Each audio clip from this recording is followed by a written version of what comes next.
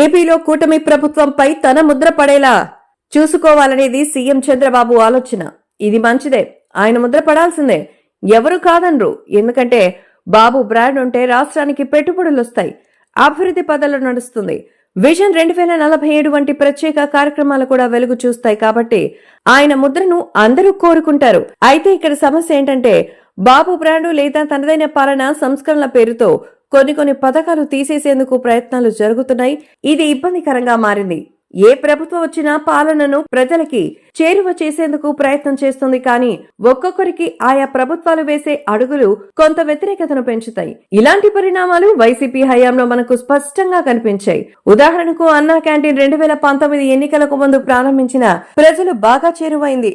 ముఖ్యంగా రిక్షా కార్మికులు, ఆటో కార్మికులు, ఉద్యోగ హ్యాకర్స్ ఇలా అనేక మంది 5 రూపాయలకే భోజనం చేయడం వల్ల వాళ్ళకి ఎంతో మేలు జరిగింది. అయితే వైసీపీ వచ్చాక దీన్ని తీసేసింది. ఇది ప్రజల్లో ముఖ్యంగా ఆయా వర్గాల్లో వైసీపీపై వ్యతిరేకత భావనను పెంచేలా చేసింది. ఇలా ప్రజలతో ముడిపడిన కొన్ని పథకాలు తీసేయడం అనేది కొంత ఇబ్బందికర పరిణామం. అది జగన్ అయినా ఇప్పుడు చంద్రబాబు ఎవరికైనా వర్తించే సూత్రం. ఇలాంటి వాటిలో కీలకంగా ఉంది ఇంటింటికి రేషన్. ప్రస్తుతం రాష్ట్రంలో ఇంటింటికి రేషన్ పంపిణీ అవుతోంది. అయితే తాజాగా వచ్చే నెల నుంచి దీన్ని నిలిపేయాలని చంద్రబాబు నిర్ణయించుకున్నట్టుగా తెలుస్తోంది.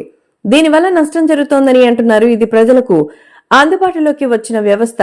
గడిచిన 5 సంవత్సరాలుగా అందుకుంటున్నారు. కాబట్టి ఇలాంటి వాటిని తీసేసే విషయంలో కొంచెం ఆలోచన చేయాల్సిన అవసరం ఉంది. అదేవిధంగా ఈ వాహనాలపై ఆధారపడి రాష్ట్రంలో సుమారు 40,000 మంది యువత డ్రైవర్స్ ని, మరో 40,000 మంది అటెండర్స్ గాను ఉన్నారు. వాహనాలు ఆపేస్తే వీరి పరిస్థితి కూడా ఇబ్బందుల పడే అవకాశం కనిపిస్తుంది.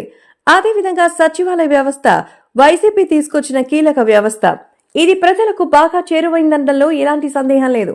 ప్రజలకు ఏం కావాలన్నా, ఎలాంటి సర్టిఫికేట్స్ కావాలన్నా, ఏ పని కావాలన్నా కూడా సచివాలయాలను ఆశ్రయిస్తున్నారు.